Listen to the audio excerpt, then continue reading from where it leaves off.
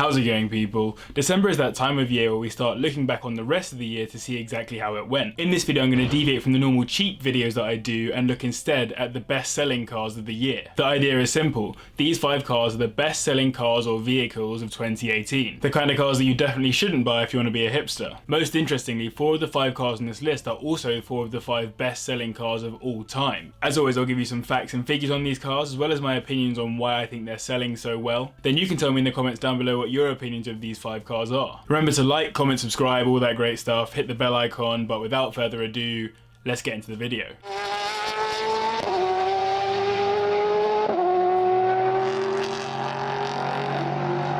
Coming in at number 5 with the Volkswagen Golf, which as of the end of November has sold almost 615,000 models this year, 6% less than last year. The Golf is arguably one of the most famous cars of all time, with an extensive history spanning 44 years at the time of making this video, as the first Golf left the Wolfsburg production line in 1974 to replace the Beetle. There have been 7 iterations of the Golf thus far, and the Mark 7 available in 2018 has more than 111 different model options, when you take into account the 9 different engines, not to mention the hybrid and electric motors, 6 different transmissions, 3 and 5 door variants, estates and hatchbacks, and the 13 different trim lines you can buy, from the base model Golf S, which goes for around £17,500, all the way up to the hot hatch Golf R, which goes for just under 34 grand. The Mark 7 has been available since 2012, and as Golf generations tend to last between 6 to 9 years, it's coming towards the end of its tenure at VW. In fact, Mark 8 Golfs have already been tested and are said to hit the market in late 2019, which may help to boost the slightly decreased sales year on year. That said, a version of the Mark 1, known as the City Golf, was still being produced up until 2009 in South Africa, so maybe VW will find a greater use for the car further down the line. So why is it so popular? For some it may be quite surprising that the Golf continues to do so well, as well as the fact that VW makes 3 of the top 10 best-selling cars worldwide, particularly because of the 2015 emissions scandal that hugely impacted the company's reputation. I would say there are 3 main reasons for the high sales figures. Number 1, the vast majority of people seem to have returned to a state of apathy or positivity towards the brand, simply because we're humans and we forget things over time, or they become irrelevant in our decision making. Number 2, the price point is well below the average price paid for a new car, and so people may be even more willing to overlook the scandal and buy the car. And number 3, the VW Golf has so much history and so many options that it's a go-to car for all types of people, particularly in Europe. Want a car that makes you feel like you're taking care of the environment? Get an e-Golf. Want a cheap family car? Get a Golf S. Want a fast car that's fun to drive? Get a Golf R. Want a practical car with cheap fuel economy? Get a TDI Estate. Want a fast car that's fun to drive but also practical? Get a Golf R Estate. It caters to many needs, hence the high sales. Europe drives the Golf sales overall, with very few selling in the US. China takes on a very decent number of Golfs as well though, about a quarter of the amount sold in Europe. A classic, well-loved and super versatile platform, the 5th best-selling car for 2018 is the Volkswagen Golf. At number 4 we have the Honda Civic, with almost 632,000 model sales this year, 3% more than 2017. There are over 40 variants of the Civic, not quite as many as the Golf, but still plenty of choice in terms of engines, coupe, 5-door and 4-door models, and sport versions, and by that I mean the Type R and Type R GT. As I said with the Golf, this means that the Civic can suit the needs of many consumers, which helps it to sell in so many quantities. Probably a key part in this is the fact that the base model 5-door SE starts at £19,000, with the Type R going for a minimum of £31,000. Not bad prices when you consider that many people will be financing these with some very favourable deals. The current Civic is the 10th generation of the model, with the first one ever coming out 2 years before the first Golf. It has always been a car focused on practicality and reliability with good economy, though over time it has become more sporty, with the inclusion of the Type R models that were first released alongside the 6th generation Civic in 1997. It's important to note that in terms of sales, the non-hybrid version of the Civic actually ceased production for the Japanese market in 2010 due to environmental regulations, but were reintroduced in 2017 alongside the 10th generation, which may help to explain the huge number of sales, given its access to that market. However, it's actually the US market that drives the majority of sales for the car, as year on year more than half of Civic sales are in North America alone. I'd say there are a few key reasons why the Civic sells so well. Firstly, obviously the generally low price point, but on top of that, that, as with many other cars on this list, their depreciation is not as bad as you might expect. The most high mileage 2017 Civics, for example, have dipped by a maximum of 40%, which is bad, but not over the top. You could sell it on and be well on your way to a 2018 model. Another key reason is the fact that Honda protects the cars well. Firstly, in terms of reliability, as it is considered to be the 25th most reliable car on the roads here in the UK, but also in terms of maintenance from the dealer, and the fact that Honda stop owners from using the cars for commercial reasons, like for taxis. This means that you don't get models with insanely high miles after the first year, which drags down the second-hand market. Overall then, it's generally quite clear why the Honda Civic continues to sell so well, with the US market in particular boosting those sales massively.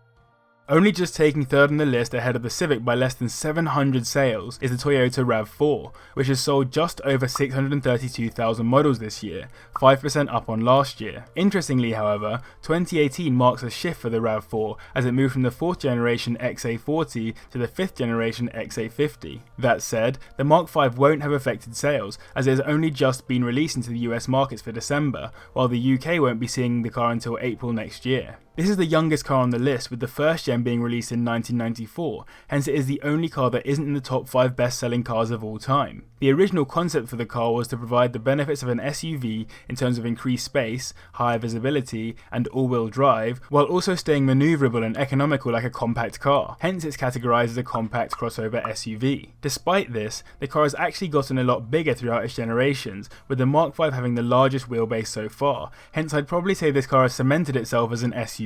Regarding the 5th generation, in my opinion it's also a welcome change from the 4th, as it looks a lot more angular and muscular than the far bubblier Mark IV. Clearly over 630,000 people disagree with me though, and the car continues to be a super popular choice. Again, the US market drives sales for the RAV4, but it sells well in China too, with sales a lot lower in Europe. It's very clear that the market for Japanese cars is strong in the US, hence the Honda and Toyota are leagues ahead of the VW. In terms of why it's so popular, again the price point is quite favourable, with the Mark V selling from as little as 30 grand, which is not bad for an SUV of this scale, with the level of usability. Again, reliability is good, and the Toyota branding definitely helps this factor. For the US market in particular, which stereotypically buys slightly larger cars, its size is another positive, and on top of that, it's surprisingly quick, with faster models pulling a 0 to 60 of 8.1 seconds. Not bad for a crossover of this size that isn't really meant to be sporty. Anyway, I would personally recommend the Mark V simply for its superior looks, but the RAV4 must have proven itself as a great car,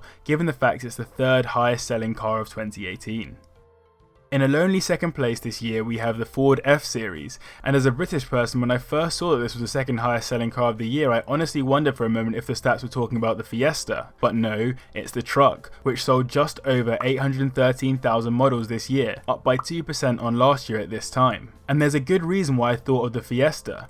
This car is almost completely unavailable here. It is officially sold in more countries than just the US and Canada, including most of the Caribbean, some of South America, and a few countries in Africa and the Middle East, but it is the sales in the US that keep this car in the top 2 most sold cars in the world every year. In fact, the F-Series has been the best selling vehicle in the US since 1986, and it is the 2nd best selling car of all time, with over 40 million sales. The model available in 2018 is a 13th generation, which has been in production since 2015. Incredible that Ford have created a car with such a vast history, dating back to 1948, and has had such huge popularity and success in basically every iteration. Definitely hats off to them. A key reason why the F-Series has remained so popular is the numerous specs you can get it in. From the 250 brake horsepower 3-litre V6 to a 6.2-litre V8 for the Super Duty line, there are engines to suit all power-hungry individuals that are looking to carry a lot of weight around.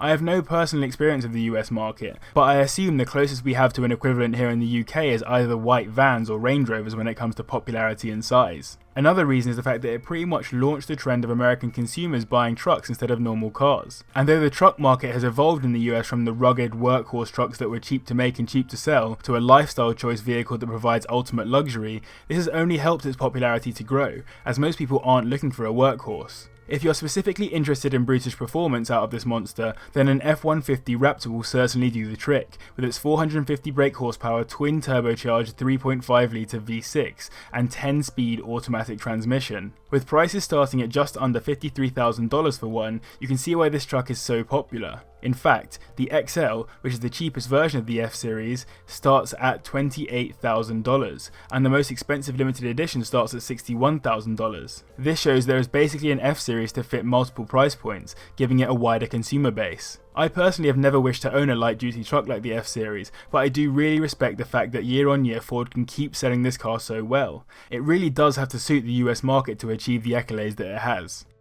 Despite sales dropping by 3% from last year, the best-selling car this year, and in fact the best-selling car of all time, is the Toyota Corolla, which has sold just over 901,000 models in 2018 so far, and over 45 million since the first generation was released in 1966. Similar to the RAV4, the Corolla is moving to a new generation as of the end of this year, from the Mark 11 to the Mark 12, and you can see the design similarities in terms of the big angular front grille, and the slightly more muscly look overall. Though the Corolla has existed as a concept since 1966, the car has come under numerous names. More recently in the UK we'd know it as the Auris or Auris or whatever. It comes in a hatchback, estate and saloon format, which isn't too dissimilar from the original offering, as the first generation came as an estate or a saloon, prior to the popularisation of hatchbacks. There are also 48 variants of the car available in the UK, depending on type, transmission, engine and all the rest. Prices start at 21 grand and go all the way up to 30k, which probably helps the car to continue selling so well. But there are some other key factors in why the Corolla is such a popular car.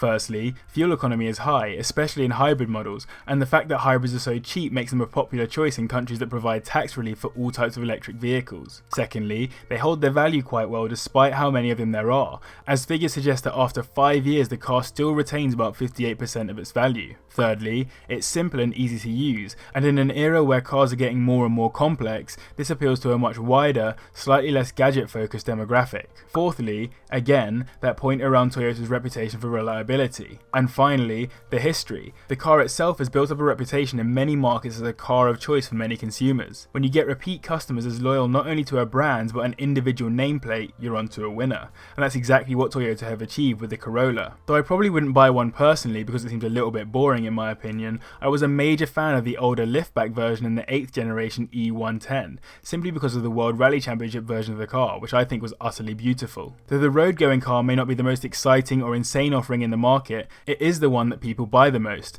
and let's hope that the 901,000 people that have bought the car so far in 2018 aren't all wrong.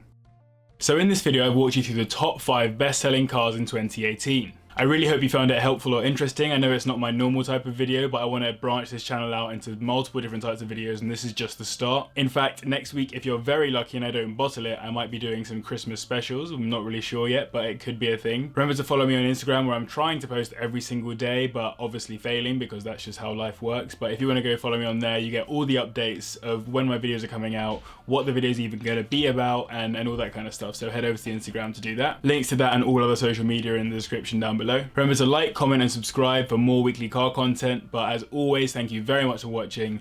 I'll see you in the next one. Listen.